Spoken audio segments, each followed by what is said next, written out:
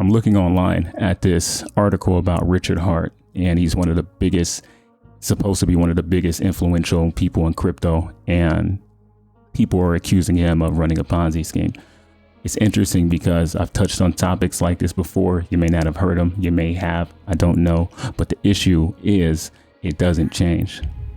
People who always have these conversations are thinking about what they don't get from the situation, because what the person has that they see, and when they have a lot of money or material wealth, it reminds that person how mad they are that they don't have it. And there's always that winner and loser in society in two separate groups that fight each other because they feel things are unfair, and the other one says, no, things are fair. This is why I don't talk about people in particular a lot, because we always address people and talk about the drama, and we never talk about the functions and operations that people create and build in industry and institutionalize certain rules that give advantage to people with money, power, and put the common man in the position of being obsequious to those institutions, to those laws, at a loss when it comes to the common person, because wealth flows from the top and it trickles down to the bottom.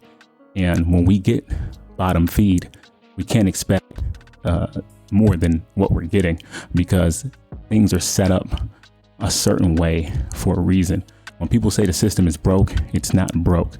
The system is an active operating thing that has been since colonies were formed in the United States. Families of legacy wealth and political infrastructure, and it's been the same since it started.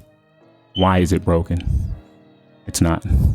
It's working perfectly for them. It's not working for us. So when we talk about people like Richard Hart, he's mainly participating, benefiting in a small amount of capitalism that's offered to him by the people above him that he can get with Richard Hart.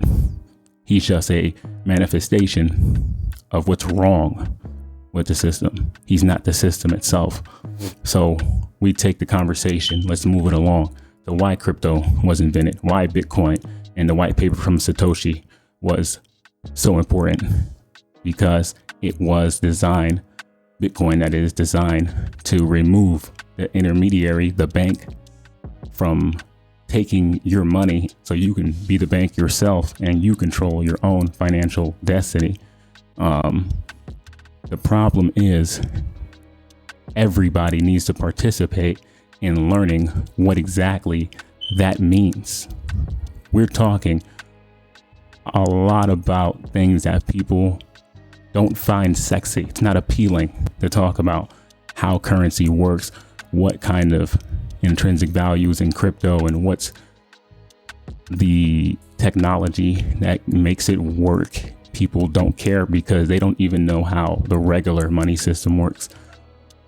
It should be simple. About settlement, Bitcoin was simple because it's for sending and receiving, store of value, kind of like what money is supposed to be now. And the point of having that system of Bitcoin and the blockchain behind it was to have people become their own banks, have a place where they can send and receive money, and a technology that allows that to happen. The average person on the planet still doesn't know what cryptocurrency is. So understanding its power, the opportunity of equal distribution of wealth, and that becomes a myth. We're in a digital industrial revolution, so you participate in building the infrastructure and benefit off of it later, or you continue to let the corporations and the government continue to build the infrastructures and have them make us a slave to it later. What's after the digital age? That something new comes along and we have another opportunity to participate in changing the world with a world-changing financial system, or world-changing anything that the average person can participate in to make it fair for everyone. This is kind of like I think personally, this is one of the last chances that we have to change the world for the better when it comes to eliminating poverty and helping the world's economies flourish monetarily and send and receive resources. And having the technology provides a collaboration between government and people to work together in a fair way. They call blockchain the new trust economy. It's hard to be crooked in a system where you can see everything. So we're just at a place in history where people have access to this technology, but not everyone's taking advantage of it. So therefore, you set up a future that has a foundation for people like Richard Hart to multiply themselves. And then you have a new government, then you have a new 1%, have the same exact ideologies of all the other capitalists and politicians and corporations, and into a new future where we didn't do anything. So they took over again.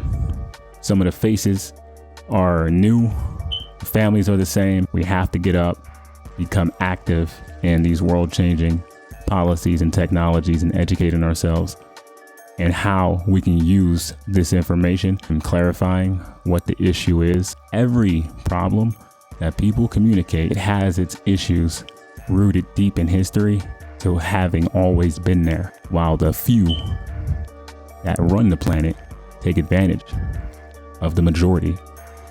That's not how you count up. That's counting down. Count up.